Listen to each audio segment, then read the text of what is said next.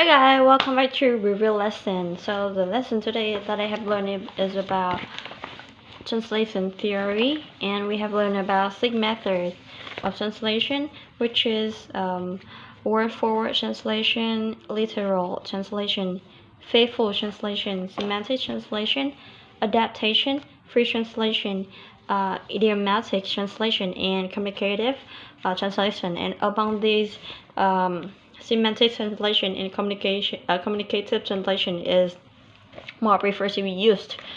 Yes, so I will tell very briefly, but shortly, about each of the method. So it's about, first of all, it's about word forward translation.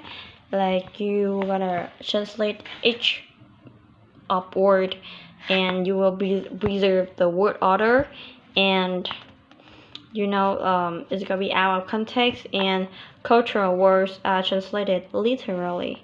So the main use of this method is to understand the mechanic of the short language, or to constitute, I don't know how to pronounce this, or to constitute a difficult text as a pre-translation process.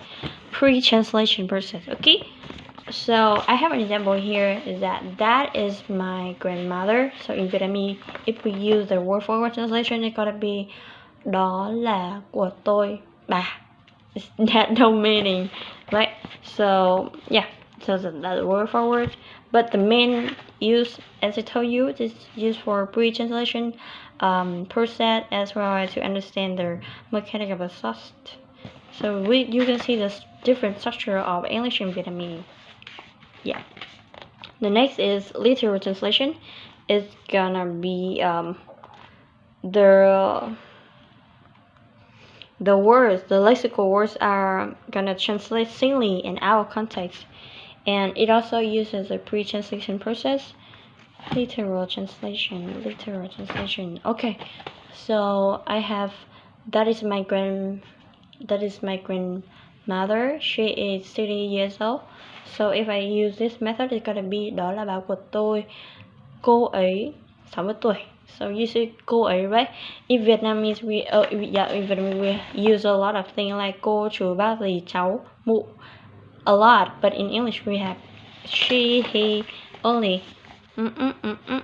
Okay, next is a faithful translation. That you're gonna reproduce the precise contextual meaning of the original within the constraint of the Turkish language grammatical structure. Yeah.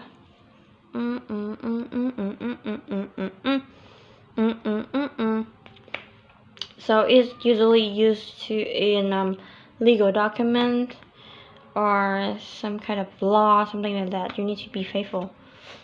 Yeah. Like for example, no, there's no example here. Okay, next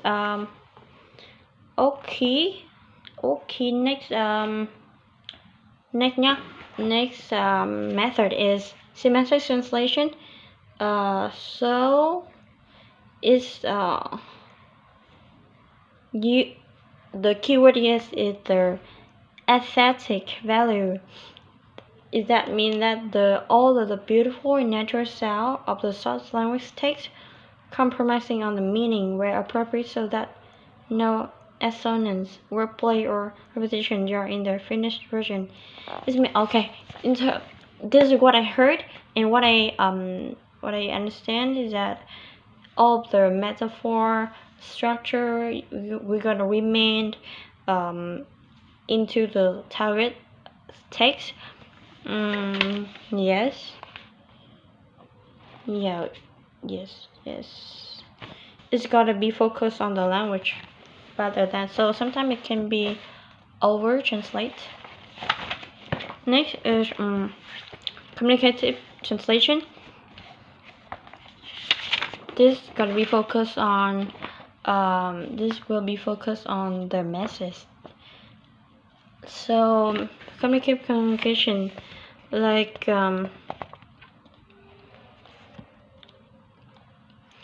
all like all of like the main purpose is to convey the message to the reader.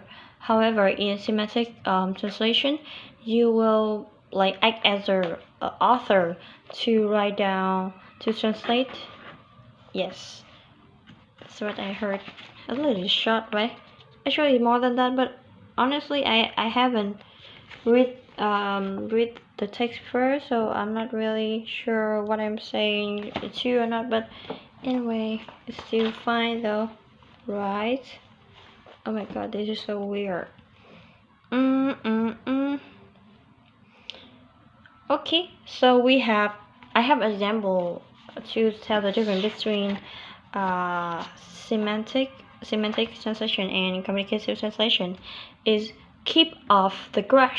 So if we use a semantic translation, it's gonna be tránh xa khỏi bãi cỏ. But if we use communicative translation, it's gonna be không dẫm lên cỏ hoặc là không được phép dẫm lên cỏ. Yeah, or we have an example here, đó là nhà có chó dữ. Thì in semantic translation, we like use there is a fierce dog in the house. But if we use communicative translation, it's gonna be aware of the dog. Yeah. So R we have Federal Reserve. If we use semantic translation, it's gonna be Cục Dự trữ Liên bang.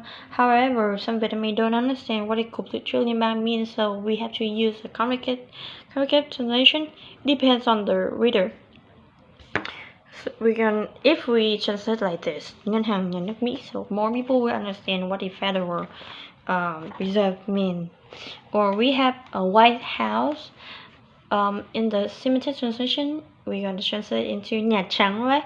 But some people don't know what is Nhà Trắng means, so we have to use a communicative translation, which is Dinh Tổng thống Mỹ, so more people will understand what is White House mean. Okay, let's talk about the idiomatic translation. Idiomatic translation, yes. So it's like you add more information. Oh, right, hold on. Okay, like you add something which is not available. For example, the short text is just something very long, but when we translate it, we use the idiomatic translation. It's got to become an idiom. So we have example here. Is that không có tiền thì đừng nói chuyện yêu đương. So when we use idiomatic translation, it's gonna be no money, no honey. You can see it's like an idiom, right? However, in the short text, it's not an idiom, but we just add an idiom in there, so it sounds more natural and lively. Yes. Okay, next is about free translation. We have free translation. Sometimes it's not considered as a translation at all. What else? A lot. So free translation usually in I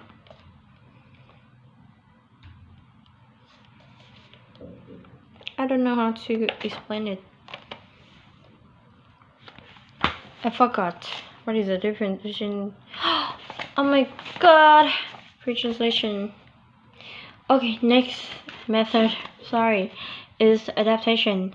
Adaptation is somehow you rewrite the whole text in another version.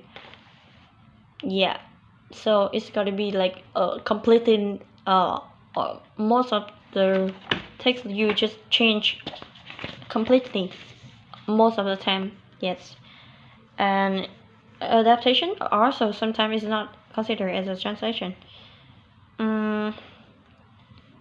So you see, adaptation, this method is a kind of rewrite rather than translation, because sometimes the translator just change almost completely, like mostly different from the short text, so it's called adaptation. Yes, and that's all about today. Thank you.